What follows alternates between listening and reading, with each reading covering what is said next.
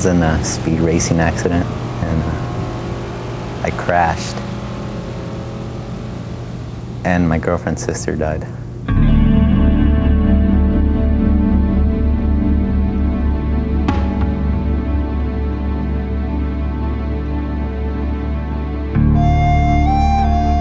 Growing up, I was the only child for about 6 years, and I can remember praying to my mother, "Mom, please have a little sister for me. I'm so bored. I don't have anybody to play with." And every night I would pray to my mom for a little sister.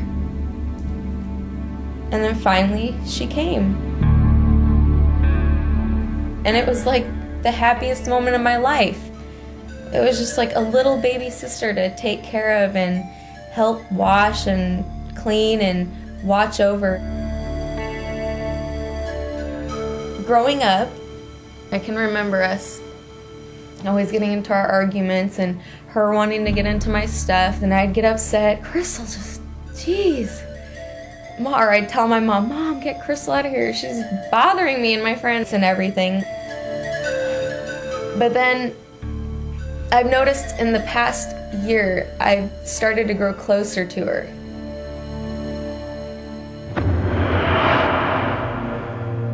It was one of those nights that my sister and I were really getting along. We were shopping together, shopping for clothes. It was just one of those fun nights, and everybody was having fun. We were all in the car. My little brother was sitting behind my boyfriend, and my sister was sitting behind me. We're on our way home to my house, and a little ways up, we came to an intersection, and a white car pulls up beside us and, you know, starts revving his engine and everything, and I didn't know what to say. It just seemed like an everyday thing. It's not, but it just seemed like it was.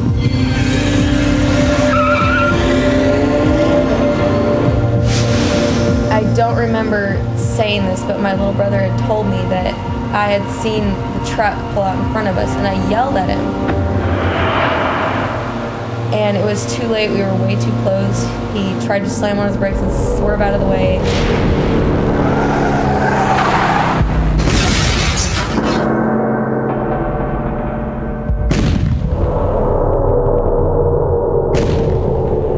I was the first unit there.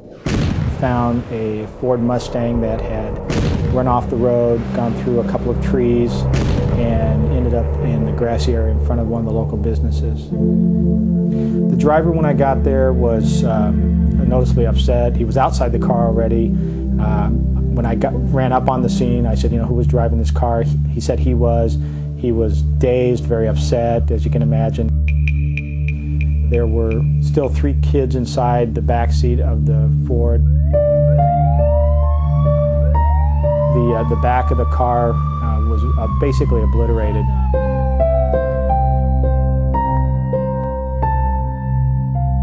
They were trying to pull me out of the car. I can just remember them putting me on the stretcher and trying to struggle because I couldn't stand being strapped down onto a board, and it scared me. It was the most terrifying thing I've ever been through. When I went to Crystal, I checked her. Her breathing was strange. I slipped my hand behind Crystal's head, and I thought what I was holding onto was maybe like a bun of her hair or a ponytail.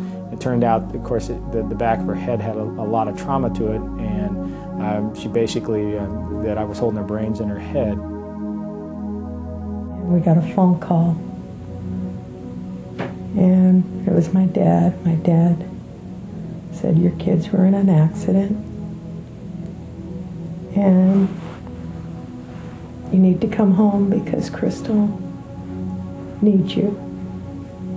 We got to the hospital, and they said, "Jeff and Kathy, Crystal's not doing good. You gotta go and see her."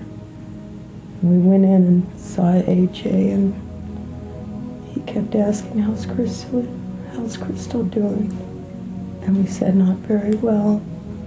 And then we went to Jenny, and That night, she didn't really know what was going on. She woke up not knowing where Crystal was or anybody, and we had to take her down there to see Crystal, too. It kind of upsets me that it took me that long to figure out how much she means to me and how big of an impact she has on my life. It really is true about what they say. You don't realize what you have until it's gone. Because I regret every day what happened. And it upsets me that I can't do anything about it now. I wish I could, but I can't.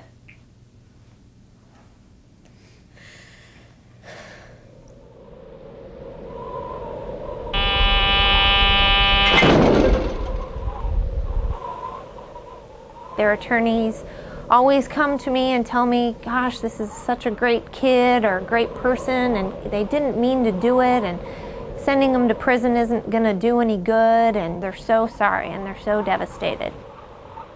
And then I have the victim's family, and I talk to them, and to them, there's no amount of jail in the world that's enough oftentimes. But at some point, there is always a compromise, and there is an amount of jail that is determined, and there does need to be some punishment.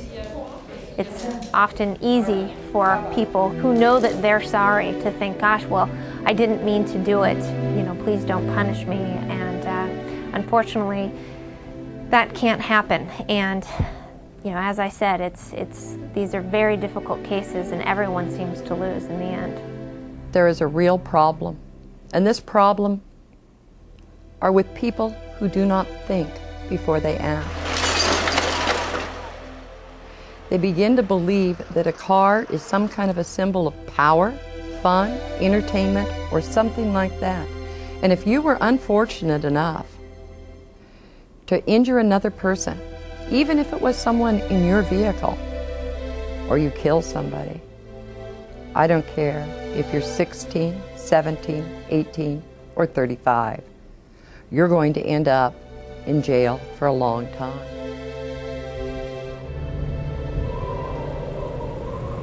It's pretty hard to deal with this.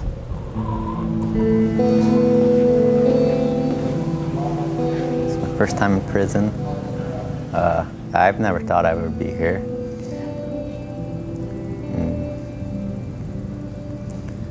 It's the first time I ever gotten in trouble. Just never came in my mind that it could happen that quick, just in a second. I lost pretty much everything that 1 second. Well, Edgar, he was like a big brother to me. And I just really liked him a lot. Until he did this to our family. It really made us all sad. This kid, out of all my daughter's boyfriends, when I said I want her home at a certain time, she'd be there, if not earlier. He did not do drugs, did not drink, did not smoke. We felt very safe that our kids were with him. This kid would never do something like that, and I know he's hurting very much inside because I could tell by the way he acted around us how much he enjoyed the family. And it was like, I think, losing his own sister. The white car that was actually racing the Mustang had fled the scene before my arrival, and we didn't find that vehicle until a few days later, when the young man that was driving that, confronted by his parents, came forward and said that he was driving that car.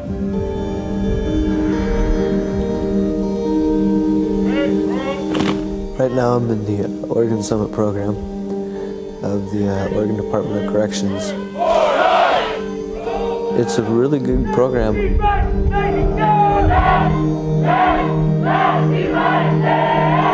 They offer self-discipline and ways to change your life, confronting behaviors which destruct your life and your family.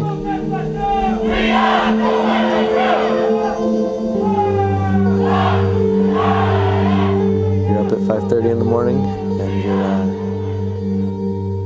you're doing some basic exercises such as push-ups and stretches, and you do some running, and then you do classes such as cognitive, alcohol and drug treatment, 12-step meetings, and helps you build your self-esteem.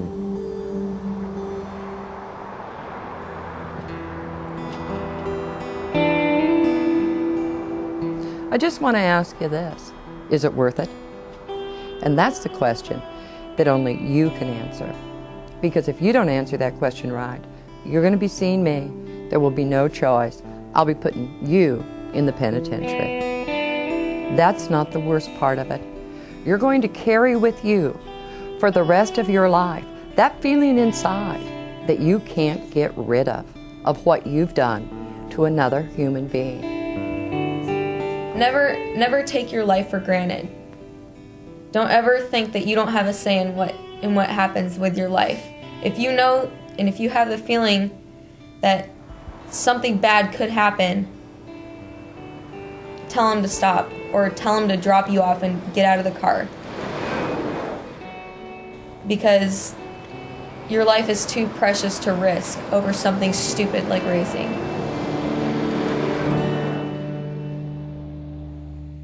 Every night, I lay in bed and I think about what I could have changed.